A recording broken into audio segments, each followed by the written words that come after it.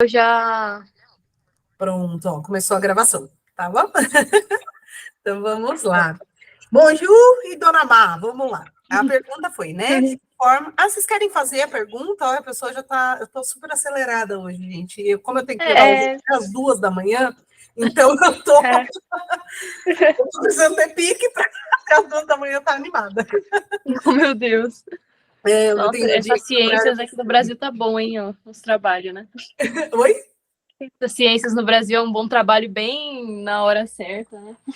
A gente, às vezes eu levo até mais tarde, mas hoje pelo menos eu entrei um pouco mais tarde, mas tem dia que eu levo bastante. Então vamos lá, Você pergunta. Você começa perguntando? Eu acho que é melhor, né? Que aí fica bem orientadinho. Tá bom. De que forma você acredita que a ciência foi desvalorizada em nossa sociedade atualmente? Na verdade, eu acho que ela sempre foi, assim, a credibilidade nunca foi dada à ciência. Então, só que agora, como o meio de comunicação está mais amplo, então a gente está conseguindo se comunicar melhor, isso fica mais evidente. Então, por exemplo, em sociedades antigas, anteriores a nossas, a comunicação era muito falha, mas não havia debate. Então, acho que passava melhor. Hoje a gente consegue criar esse meio, né, de debate. E essa desvalorização, eu acho que a cerne principal que está acontecendo é porque a gente não teve material suficiente para entender.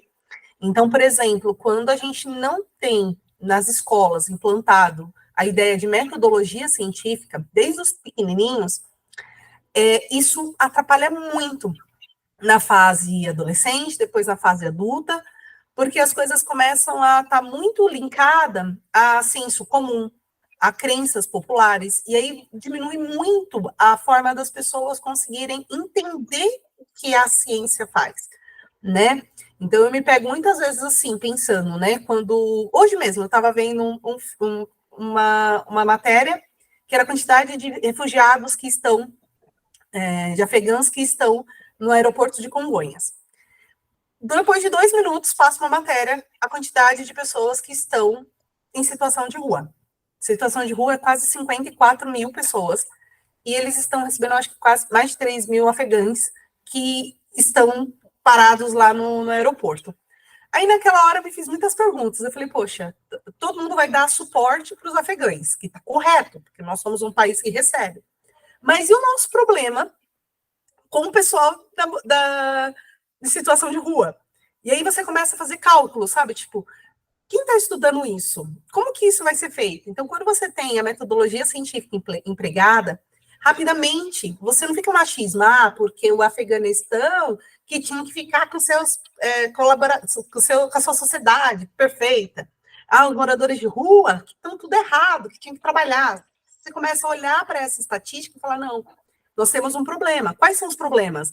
Né? Então, a metodologia científica te faz muitas perguntas. E aí você não fica no achismo e como fala o nome? E nas crenças. Você fica na real, do que está acontecendo de fato, né? Então, a desvalorização, acho que vem muito da falta da metodologia científica empregada nas pessoas, né? Que quando a gente tem isso, acho que ajuda bastante. Não sei se eu respondi, se vocês tiverem dúvida, vocês me aguçam mais. Tá? Sim. Eu queria linkar com... Tem duas coisas que eu acredito que seja possível de linkar com a sua resposta. Que primeiro, linkando com o finalzinho, que foi o projeto que você fez no Sítio Samirim, do colégio, que você conversou com moradores de rua que estavam próximos, né, do colégio. Eu queria, voltar naquele assunto para você falar como foi um pouquinho da experiência, porque muita gente realmente, na minha família mesmo, meu avô, na crença dele quem tá morando na rua porque quer, e porque, não quer mais nada com a vida, e é isso. As pessoas em situação de rua, elas têm muitas histórias, e a gente tem um grupo muito diversificado. Você vai ter tanto pessoas extremamente qualificadas, a gente tem médicos hoje, sabe, formados, a gente tem pessoas que foram largadas pela família, a gente tem pessoas que vieram aqui para São Paulo para ter uma melhor vida e elas não conseguiram atingir isso, elas não conseguem voltar para a sua cidade de origem. Então, assim, você tem um mundo diversos, né, dentro desse grupo. Fica muito difícil você apontar o dedo. Outra coisa, a gente tem diversas ONGs, né? Eu participo de uma ONG que uma das meninas que é filiada lá, a família dela sempre cuidou dessas pessoas, né? São os anjos da cidade, enfim. Então, a gente tem uma galera que ajuda. Aí, outra pergunta, né, se vem, poxa, mas se tem gente que ajuda, ainda não deu certo para todo mundo voltar, para todo mundo se organizar? Não, é muito complexo, porque aí é onde entra a questão do Estado, né? Quando a gente fala de ciência, a ciência é um grupo que trabalha muito com o olhar que o Estado tem que fazer algo, porque ele é o que segura a sociedade, é ele que consegue fazer criar políticas, né? Então, no caso, o que a gente entrevistou na época era um senhor que ele tinha perdido a família muito cedo, e ele veio também de outra cidade, e ele não conseguia se recompor. E uma coisa que na época foi muito interessante ele pontuar é que ele morava aqui na região ali do Itaim Paulista, porque moradores, dependendo quer dizer, cada bairro representa de uma forma a sua situação. Por exemplo, Itaim Paulista é um bairro mais seguro para ser morador de rua do que o centro. O centro, ele já te expõe muito mais a riscos que o Itaim Paulista não expunha, ele. Então, quando você senta para conversar com essas pessoas, que nem, por exemplo, ele pontuou a questão do dormir, que isso eu lembro que foi muito impactante para mim, que ele fez assim, a gente dorme de dia porque de noite é um perigo muito grande, porque não tem pessoas para nos vigiar. Então, por exemplo, se eu estou dormindo de dia, passa sempre uma pessoa do meu lado, então ninguém vai me fazer mal. De noite eu tenho que me manter acordado, porque tem menos fluxo na rua, e esse fluxo, menos fluxo na rua, eu posso ser atacado, e as pessoas roubarem minhas coisas. Então, assim, quando você começa a entender a situação das pessoas, você começa a olhar e falar assim, poxa, alguém precisa ajudar essa pessoa. E para ajudar precisa disso. Por exemplo, quem vai dar trabalho para uma pessoa que não tem um local fixo, uma residência? Então, aí você vai escalando os problemas, porque ele não tem trabalho porque ele não mora em um lugar. Aí, se ele não mora em um lugar e ele não tem trabalho, ele não consegue se alimentar. Aí, se ele não consegue se alimentar, automaticamente ele vai ter diversas doenças. E aí, o sistema público tem que segurar ele. Quantas pessoas, moradores de rua, vão até o SUS para conseguir, pelo menos, ter um lugar para dormir e para comer? Tanto é que tem colegas que trabalham em UBS que falam a dificuldade dessas pessoas receberem alta. Porque quando eles recebem alta, eles se automutilam para tentar voltar para aquele local, de novo, porque ali eles têm segurança. Então, quando você vê, assim, é um emaranhado de coisas que os atrapalham. E a gente precisa do Estado, criando muitas políticas, por exemplo, então vamos colocar todo esse pessoal num abrigo para dormir? Só que temos quantidade de abrigo? Então, aí entra tudo de novo essa metodologia, porque científica, que é onde a gente calcula. Tem para todo mundo? Tem espaço para todo mundo? Todo mundo que tá todo mundo se envolvendo? Né? Então, por isso que é importante também várias ações, né, políticas aí de inclusão, porque se surge uma lei, por exemplo, isso pode pegar até vocês, por exemplo, hoje existe uma lei que dá trabalho para pessoas no finalzinho do ensino médio, ou no final do ensino médio. O que é isso? É inclusão. Então, se eu incluo uma pessoa que está no final do ensino médio, ou que terminou o ensino médio há pouco tempo, essa pessoa tem mais capacidade de procurar, como fala, um dos próximos empregos, ela provar de fato que ela tem experiência. E dessa forma, você foi incluído, então, num projeto de lei, e hoje você consegue dar sequência em outras coisas. Então, a gente percebe que é isso, é tudo uma conexão, né? Então, isso tudo é ciência. Isso tudo é ciência, porque tem um estudo em cima disso, tem uma estatística em cima disso, tem um problema que foi pensado, né? Quando a gente pega uma metodologia científica, um dos primeiros itens ali é falar, observar. Eu observo uma informação e o que eu crio? Qual que é a minha primeira pergunta de problema? E do problema, quais são as minhas hipóteses que eu vou gerando? Né? Então, isso tudo tem base científica. Voltando um pouquinho mais para o começo, linkar com o conhecimento, né, que se espalhou com a globalização, né, com a gente tem mais informações. A gente formulou uma pergunta, né, eu fugi um pouquinho do assunto, mas voltando para ela, o que você acha que, tipo, a pandemia do Covid-19 desencadeou nessas informações? Porque foi tudo muito rápido, em quesito de pesquisa, em criações de vacina, em tentar espalhar para a população, e com o movimento, né, que está acontecendo em pessoas não crendo e não... no negacionismo, né, e da ciência. Você acha que a pandemia escancarou mais isso ou já estava exposto, mas de uma forma um pouquinho assim branda, mas dá para perceber? Tá. De novo, eu vou começar com a ideia da metodologia científica. Por quê? Porque quando você tem a base da ciência, você entende que a gente não tem resposta para tudo. Né? Vários momentos em que a humanidade teve muitos problemas, que a sociedade teve muito problema, ela recorreu à ciência. E a ciência, ela precisa de um tempo para as coisas acontecerem. Então, por exemplo, quando se deu os primeiros casos de Covid, a gente primeiro que aconteceu aí entra, tá? A ciência, ela linka com política, ela linka com matemática, ela linka com muita coisa, né? Com geografia. Então, para começo de tudo, começou num país que a gente não tem dados tão completos. Então, por exemplo, a China é um país que ela não entregou tudo de mão dada. Né? Quando a gente foi descobrir de fato o que tinha acontecido, a coisa já estava um caos lá há muito tempo, né? E aí, como primeiro, então, indício, né, de falar, qual que foi o nosso problema? A gente não tinha noção do que estava acontecendo. E volta a repetir, a ciência precisa de um tempo. Então, ela fez muitas perguntas que ela precisava de tempos para responder. E a sociedade que não está preparada, que não ouviu direitinho como funciona o método científico, pensa que precisava ter uma resposta imediata. Então, por exemplo, várias coisas que aconteceram durante a pandemia, vou pegar um exemplo. Quando falaram para a gente, não usa máscara, porque não precisa.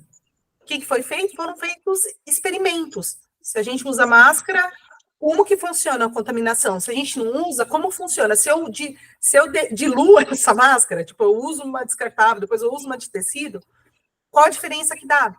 E a sociedade, às vezes, não entende esse tempo da ciência, que é assim, vamos primeiro, todo mundo usar máscara para ver o que vai dar? Quando todo mundo usou máscara, diminuiu um pouco a infecção. Aí, depois, vamos colocar de tecido. Passou 2 meses, 3 meses, não, de tecido não foi legal, a de tecido não contribui. Então, eu acho que a sociedade ficou muito confusa com algumas mudanças que iam decorrendo, que para quem está no meio científico é normal, porque ele, ao contrário, o tempo todo ele estava observando. Então, pode pôr de tecido. Galera, fizemos um teste, não põe de tecido, não. Vamos um pouco, apesar que a máscara de tecido, na verdade, teve um outro objetivo, né, na época também, né, porque a gente não estava com insumo suficiente, então uma pessoa teve de montar, e aí demorou-se um tempo para avaliar o quanto a máscara faria ou não sentido, né? Então, assim, eu dei um exemplo muito básico, né? Outra coisa, a sociedade cobrava muita vacina, né? De novo, para quem tem uma base científica, a vacina, ela só está contribuindo para a gravidade ter outros parâmetros, né? Então, por exemplo, eu particularmente tomei a vacina da gripe, se não falei a memória, eu acho que foi em março, abril. Acho que foi em abril, que em março eu tirei férias, abril. Eu fiquei gripada no final de maio, e gripada, assim, de ficar de cama um dia só, e eu tô gripada de novo. Eu tô aqui, mas eu tô gripada de novo.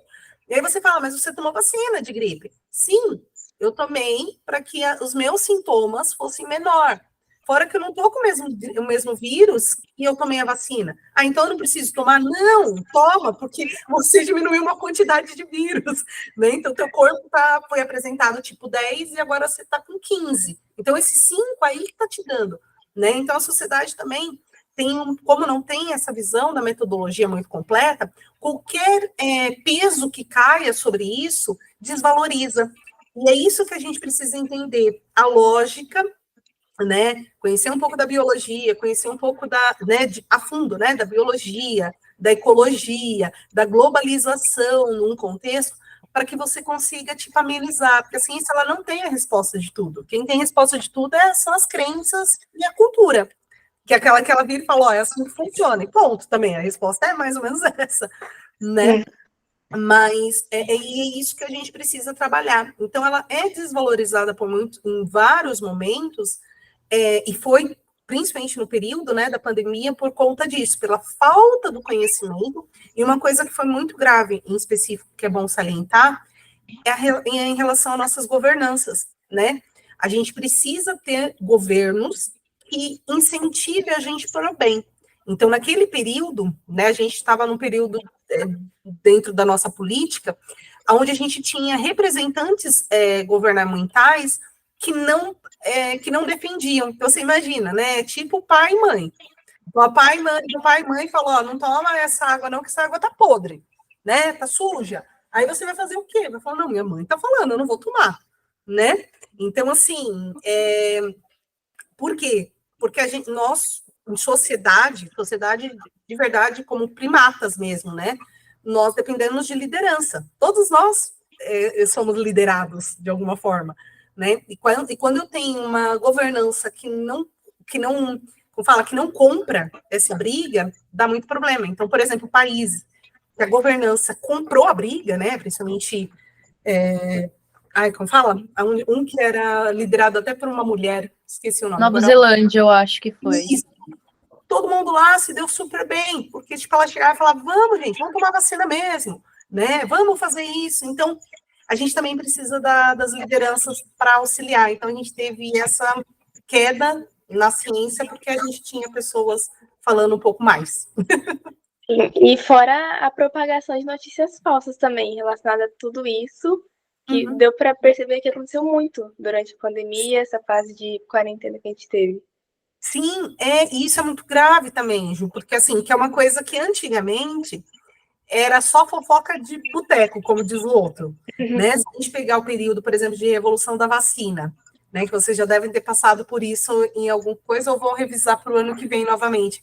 A revolução da vacina, a revolução, não, desculpa, a revolta das vacinas, que foi um período bem marcante no Rio de Janeiro, era fofoca entre um e o outro, tipo, era um curtiço, aí um falava, não toma vacina não toma isso. Mas, assim, teve, né, na época, devido à necessidade, teve uma intervenção militar, de tipo, não, vocês vão tomar sim, mas era uma coisa muito ali.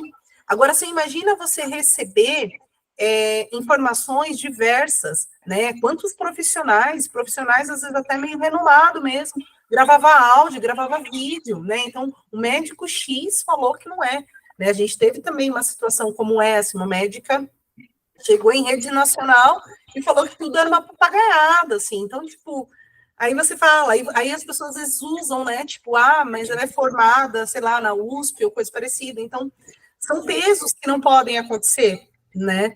E, infelizmente, mas isso é normal também, tá? Eu acho que é bom também frisar, como a gente tem uma sociedade que é livre, principalmente, né? A gente vive numa sociedade livre de pensamentos e orientações, o que é muito bom. Então, isso também é algo natural de acontecer, tá? Se a gente pega, por exemplo, sei lá, China, Japão, que já vive uma ditadura, assim, né, os países lá, árabes e tudo mais, eles não têm nem direito a discutir. Então, eu prefiro estar num país democrático que me permita ter algumas pessoas da qual eu consiga, pelo menos, tentar dialogar, do que eu ter que engolir a goela abaixo todo o contexto, né? Acho que é melhor. Pode você, Julia, a próxima pergunta. Na próxima, a gente vai perguntar se existem organizações ou iniciativas dedicadas a promover e proteger o valor e a integridade da ciência na sociedade? Assim, quais são as principais que a gente tem, mais conhecidas? Eu vou dividir em duas etapas. Todos os nossos órgãos que atuam na parte científica, eles devem retornar à sociedade. Então, a gente está falando do Instituto, por exemplo, né, exemplos, né, Instituto Butantan, diversos institutos agora, né, o Oswaldo Cruz, no Rio de Janeiro, todos os institutos que existem na USP, de oceanografia, né, cada um dentro da sua rede, né, então, por exemplo, de oceanografia, o que vai posicionar o que está acontecendo na parte de oceano, de maneira geral, até o Ártico e tudo mais, o Instituto Butantan, que tem o seu objetivo na questão de soros, o Oswaldo Cruz, que trata sobre diversas patologias, enfim. Então, todos os institutos, eles têm essa necessidade, ele precisa voltar à sociedade. Isso é um lema de Estado, tá? O Estado, ele deve produzir ciência e entregar para o seu povo, tá? Então, essa é a primeira situação. Então, todos os institutos, eles devem devolver. Porém, hoje a gente tem ainda uma movimentação muito simples, muito básica, né? De que forma que eles devolvem? A parte que a gente não vê, por exemplo, as vacinas. Depois da pandemia que a gente descobriu as diversidades de vacinas que são produzidas no Butantan. Até então, ninguém sabia que o Butantan produzia vacina, né? Então, tem essas que ficam ocultas. Por exemplo, né, o postinho próximo da nossa casa, eles produzem ciência o tempo todo. Quando você tem na sua região uma galera com problema de dengue, ele está notificando e está sendo feito coisas. Então, o tempo todo a ciência está atuando na nossa sociedade. Lógico que com algumas limitações, devido até à questão financeira, né, valores que são um pouco distribuídos. Né, por exemplo, o Instituto do IBGE, que faz a conta de quantas pessoas tem na nossa casa.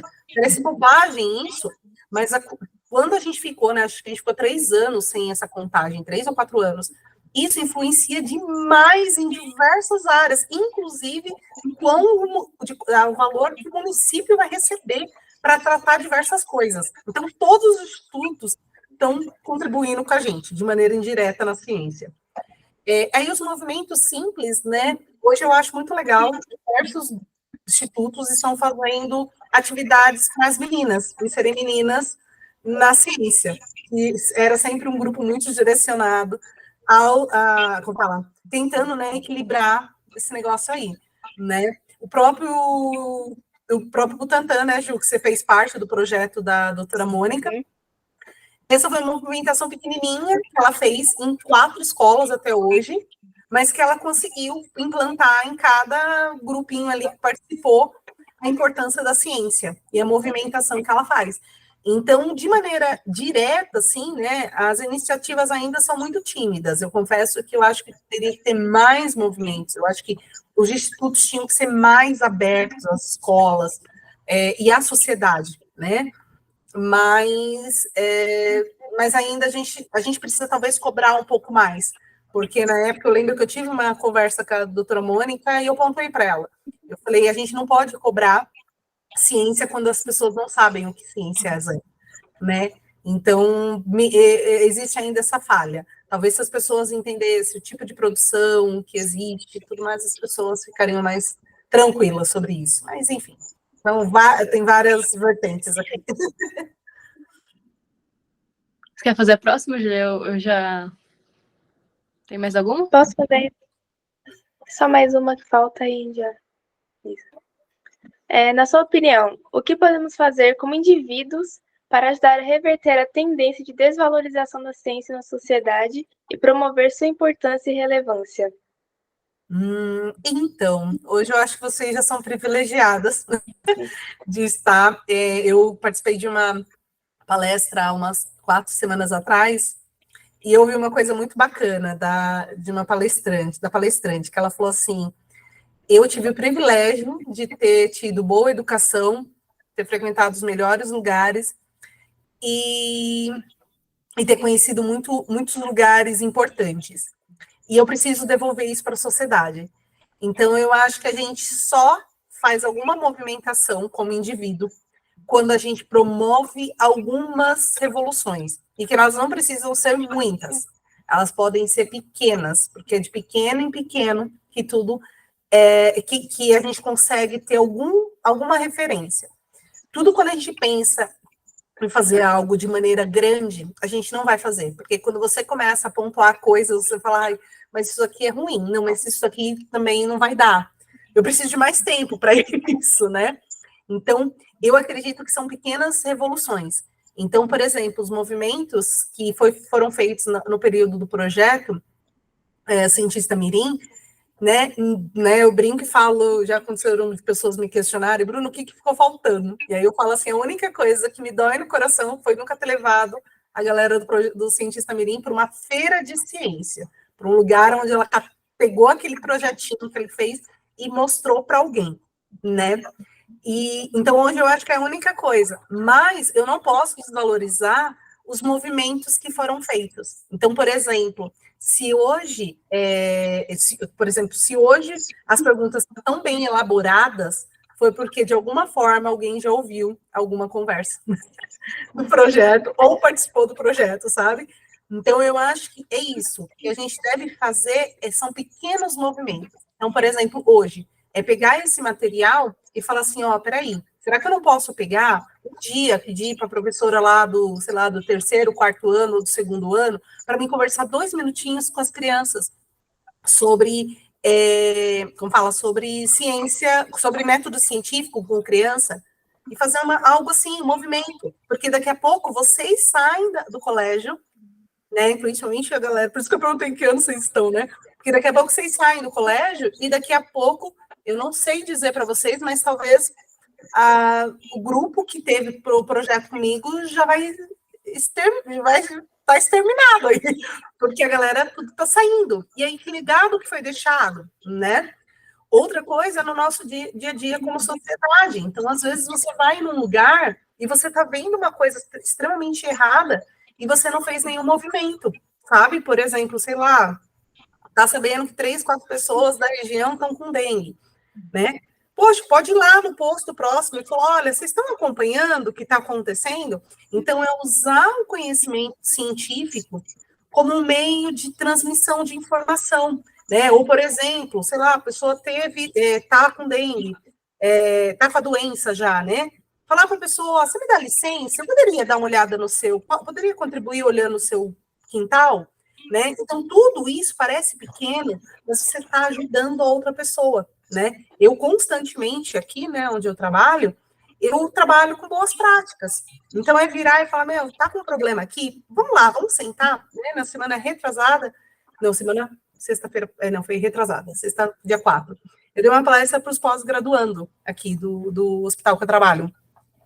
E, assim, foi incrível ter mostrado para eles em relação a algumas pragas, tipo, ó, fazendo isso, vocês permitem que pragas estejam no lugar. Aí até teve uma senhora que falou assim, então não posso mais ter planta? Eu falei, não, só que saiba que ter planta dá essa justificativa. Aí, então, como que eu faço? Eu falei, então você diminui assim, né? Então, você vê, de alguma forma, eu estou contribuindo com o meu conhecimento científico, eu contribuo para que ela evite ter mosquitos na casa dela, né? Então, parece pequeno isso, mas é que a gente distribui aos poucos, né? E aí a gente acaba deixando, não que a gente não possa ocupar um dia esse espaço, mas a gente acaba deixando para grandes líderes jogar tudo isso. Então vamos pegar, né, o exemplo. Um monte de pessoas aí estavam com pensamento positivo de vamos economizar água, vamos direcionar o resíduo, mas aí veio a menina lá, como que é o nome dela? Greta. A Greta fez um pequeno movimento, né? Ela conseguiu uma porrada de gente pensava igual a ela. E hoje ela é uma grande inspiração. Então, assim, ela é um representante de um monte de gente, que é isso que a gente também tem que pensar. O quão uma pessoa, às vezes, faz movimento, mas porque um monte de pessoas também pensaram igual a ela, né? E aí ela aí vai existir uma representante no meio disso tudo. Então, eu acho que vocês devem utilizar o conhecimento que vocês têm dessa forma. Às vezes, uma conversa, né? Eu enfrento muito essa dificuldade, às vezes, com crenças e com culturas, né? Então, quando você vira para a pessoa e fala, né, eu tive um problema muito sério com aranhas, onde eu trabalho. Aí a minha coordenadora aqui virou e falou, Bruna, você tem que jogar produto químico? Daí eu falei, não, eu não tenho, porque a aranha, ela não se contamina, né? Ela anda assim e a parte do abdômen dela não se contamina, e meu produto precisa passar a contaminação dela, né? Daí ela, não, mas tá errado. Eu falei, não tá, mulher, vamos lá, ó, olha como a aranha anda, né? Então você aos poucos vai conversando com a pessoa. Porque assim, eu entendo porque ela teve esse receio, mas eu preciso, com o meu conhecimento científico, porque quando a gente transfere, a gente está transferido, né, o conhecimento. Explique. E aí ela falou, mas você consegue garantir isso? Eu falei, isso não, mas se você me der essa arma, eu consigo ajustar um pouquinho. E aí a gente vai alinhando, né? Eu acho que tudo à base da conversa, porque crenças, e nunca desqualificar crenças e cultura, que é aquela coisa assim, tipo, não, mas isso não acontece jamais. Nós, do jeito que você vai fazer, jamais, porque aí você perde a credibilidade com a outra pessoa, né? Uma outra aí, só mais um abertozinho assim, né? a gente começou a ter uma diversidade muito grande aqui no ambiente de trabalho, né, em relação a pessoas trans, entre outras, né, e aí eu preocupada com meus técnicos, né, daí eu falei, como que eu dou essa aula? E aí foi o que eu conversei com muitos, eu falei, olha, eu sei que na tua religião existe isso e isso, que na sua crença é assim, assim, assim, mas, ó, cientificamente, aí eu abri uma imagem, mostrei, falei, então, são pessoas que, né, no caso essa pessoa, ela não se identifica. Então, como ela não se identifica, ela tem outros tipos de postura diante da sociedade, que também para a gente é ok, porque ninguém está precisando, ela não está precisando pedindo tua ajuda, né? E dessa forma a gente instruiu. Então, então, o que eu quero frisar aqui é que todo o conhecimento que a gente tem, bem passado, você está transmitindo, porque isso foi base de ciência. E só para fazer a associação para vocês, é quando vocês forem aprender, por exemplo, sobre o Big Bang. O Big Bang, você tem 2 ou 3 informações, que Deus criou, que isso, aquilo. Na aula, o que foi passado? Ó, essa é a teoria científica, essa que você vai fazer, prestar vestibular, é nessa que você vai explicar para várias pessoas, essa é essa.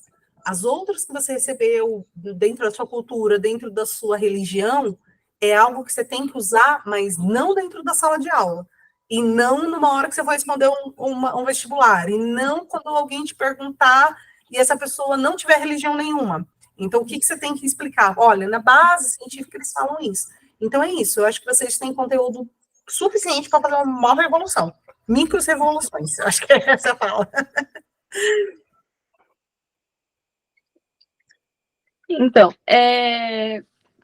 em geral era isso. A gente realmente, né, tá tentando pegar... Opa, violão fazendo barulho. A gente tá, né, tentando ver mais visões, porque realmente no bairro, principalmente em Itaim Paulista, né, que é o extremo de São Paulo, é muito difícil ter algum investimento em ciências. É difícil de ver alguém escolher ciências. É como letras, né, ser professor, ciências, e tipo, então num negócio que ou se você faz por amor, porque não tem algo que dá retorno financeiro, né? Porque esses incentivos, né, em laboratório, como a gente viu no Butantan, com o caso do jovem que estava com uma naja, que só tinha um antídoto no Butantan e ele usou aquele. Então você vê como que é uma coisa precária, bem precarizado, né? E como falta investimento, tanto aqui, né, aqui no Itaim, que é bem difícil de ter, né? Mas já falta também na Grande São Paulo. Duda, eu tenho 2 opiniões, assim, eu acho que uma sociedade mais bem informada cobra mais.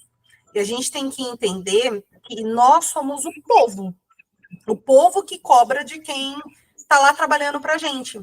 Então, a gente precisa absorver essa parte do povo, sabe? Que nem, por exemplo, a gente pegando essa ideia dos afegãs, né? Afegães que estão aqui. Enquanto eles não entenderem que são eles que mandam, eles são a sociedade, eles são, né? Não sei se vocês já assistiram o filme que é. Porque que é o. Eu sempre esqueço o nome, mas é que é com aquela cara, sabe? Tipo a vítima, a filme. Oh, meu pai, deixa eu ver aqui. Filme para a sociedade. Ai, caramba, não é isso. Né? Não é os poetas mortos. Ator usa máscara. Deixa eu ver se dá. Nossa, me fugiu a memória. Deixa eu lembrar. V de Vingança, o nome do filme. V de Vingança, se vocês não assistiram. Ali mostra a importância da sociedade. Então, quando a sociedade ela cobra, a sociedade ela tem que ter o retorno, porque é ela que vai colocar o cara de novo lá, né, como vereador, como deputado, como governador, como tudo. Então, essa é a primeira lógica. Só que a gente não tem uma sociedade tão bem estruturada nessa parte. Aí a gente entra na segunda situação, né? Por que a ciência é tão precária? Porque a gente aceita algumas coisas. Então, por exemplo, uma pessoa, quando ela vai entrar na faculdade, ela é apresentada para a iniciação científica, depois ela é apresentada para o mestrado, ela é apresentada para o doutorado, principalmente universidades públicas, que vivem de gerar ciência, né? A USP, por exemplo, ela é um turbilhão de ciência, de geração de ciências o tempo todo. Quem está lá, se não está querendo produzir, não vai para frente, né? E aí, a gente, por exemplo, né, nessa de gerar ciência, você recebe uma bolsa para isso existir, né? Para você estudar, né? Bolsa, as pessoas observam como bolsa, né? Tá ganhando um valorzinho. Não, bolsa é salário. O cara tá terminando, ele tá estudando e tá dedicando um período do tempo dele para gerar um conteúdo. Então, ele tem que ter salário para isso. Ele não pode, tipo, né? E as pessoas desvalorizam esse salário. Então, assim, outra coisa que a sociedade tem que estar presente numa situação, né? Numa discussão em família, não, a pessoa está vivendo de bolsa. Não, é o salário dele. E outra, uma bolsa que é muito mal paga. Em que sentido? Se a mulher, que nem eu tenho colegas, que quando engravidaram, a bolsa, como não tem regras, então, na época que ela ficou lá na licença maternidade, ela não teve direito a essa bolsa, né? Se ela fica doente, ela perde, porque o orientador dela vai lá e dá baixa que ela não veio trabalhar naqueles dias. Então, assim, é todo um trabalho que não é reconhecido como trabalho, né? É um valor também que, por diversas vezes, né? Que nem eu não moro mais em Itaim, eu moro agora no Butantã, que eu trabalho aqui no Morumbi, então eu moro bem pertinho do Instituto Butantã hoje. E as pessoas que moram, né, no prédio que eu moro, muitos estudam na USP, e a maioria moram fora, a maioria é de outro estado, tanto é que chega sexta-feira, você vê uma porrada de barulhinhos de malinha, assim, porque o pessoal está indo ver os pais, né? Então, assim, a pessoa não é daqui, então como que paga aluguel, paga, como fala, vive, come, dorme, aí isso, Duda, só fica direcionado à galera de elite, que o pai consegue pagar, que nem onde eu moro, tem cara que tem carro, tem um monte de coisa, você fala, poxa, como que um universitário tem carro? Eu, na minha época de universitária, era ônibus para cá, metrô para lá, e rezava para não chover, porque atrapalhava toda a vida, né? Então, na verdade, a ciência, ela fica em domínio de pessoas muito altas, né? Que tem, não sei se vocês acompanham também, tem um historiador, que ele é drag, não sei se vocês acompanham ele é ótimo, esqueci o nome dele, eu continuo ótima de ter. Eu acho que eu sei de quem você está falando. E ele eu não lembro o nome. Ele tem uma fala que eu acho incrível, que é que nem ele fala assim, a ciência vai continuar sendo dominada por pessoas com muito dinheiro, porque são pessoas que podem bancar isso. Então, a gente, volta a repetir, a gente tem que estar mais inserido em projetos que façam a ciência ser mostrada, né? Quando vai fazer uma faculdade, tem que estar se envolvendo com isso, porque aí a gente começa a tomar gosto e mostrar a todo mundo, né? O orgulho de estar fazendo parte, né? Então, acho que isso tem muito a ver, a gente precisa disso. E uma das coisas que a gente se diminui muito é nesse sentido. Eu moro na periferia, lá no final da Zona Leste. Não, ali também tem que ter cultura, né? Então, por exemplo, sei lá, fizeram o CEL lá, que a escola já participou várias vezes, né? Com teatro e tudo mais. Tem que absorver esses lugares, tem que implorar para esses lugares estar sempre cheio, porque são essas coisas que voltam, né? Cultura, esporte, ciências, para que a gente consiga mudar a sociedade. Mas eu acho que isso vai ser muito possível. Hoje isso está muito mais aberto a acontecer. Eu falo para vocês que há 10, 15 anos atrás eu não tinha a mínima noção de várias coisas que hoje vocês têm mais acesso. Então, eu acredito no futuro, sabe? Tipo, no futuro de vocês mesmo, de vocês trabalhando quando me aposentar, se eu conseguir me aposentar, porque, assim, vai dar tudo... Vocês têm mais orientação do que eu, por exemplo, quando eu tinha a idade de vocês. Eu não tive nada disso, tipo, foram coisas que foram acontecendo na minha vida e eu fui tendo acesso. Então, por isso que, assim, eu me orgulho muito de falar, nossa, eu levei crianças de 9, 10, 11 anos no Instituto Butantan, que eu fui conhecer na época da faculdade. Entende? Então, assim, e entender o que aquilo ali está produzindo, porque na época de faculdade que fazia conexão, antes não, eu não sabia nem para que existia vacina, né? A diferença de vacina e de soro, jamais eu sabia uma coisa dessa. Então, eu acho importante, eu acho que vocês hoje têm mais a contribuir, e vocês, como a última pergunta que vocês fizeram, como eu contribuo com pequenos ciclos, Se eu pegar um grupinho e for lá e contar uma coisinha, né? Por exemplo, quando vocês estiverem na faculdade, muito serviço voluntário, assim, enfim, bastante ONGs, porque são esses lugares que vão fornecer espaço para vocês divulgarem, que vocês possam entregar, porque tem coisas que a gente vai entregar de forma gratuita, para ter um retorno, como fala, para ter um retorno com a sociedade, né? Isso é muito importante, quando a gente detém conhecimento, somos nós os responsáveis por transmitir para a sociedade, isso é uma coisa que a gente precisa pensar bastante. Que nem hoje, por exemplo, eu aqui, falar, não, lógico, vamos dedicar 1 hora, porque é isso, a gente tem que entregar algumas coisas, tá bom? Mas, Carol, as respostas ficaram de acordo, assim, eram isso que vocês queriam? Sim, sim. Sim, a gente veio atrás, né, de opiniões, a gente vai ver com mais professoras que a gente tem, né, no colégio, mas como você, né, foi a que estava gerindo o projeto Centro Samirim, a gente pensou, né, logo em você, falou, opa, ciências, Bruna, né, apesar de eu nunca ter feito parte do Centro Samirim, Ai, eu Maria, é observei de verdade, você fora. jogaram isso na minha cara. Aí, viu, lembra de mim, eu falei pra Júlia, isso aí era de convidado, porque tudo bem que eu não tinha notas muito boas, mas sou bem interessada em ciências, né? Não, Tanto mas que a não gente era tá, né, isso. fazendo a iniciação científica no colégio, né? Pelo menos alguém me aceitou no ciências ali. Oh, meu Deus. Mas... Não, na verdade, o Cientista Mirim, ele foi um projeto muito doido.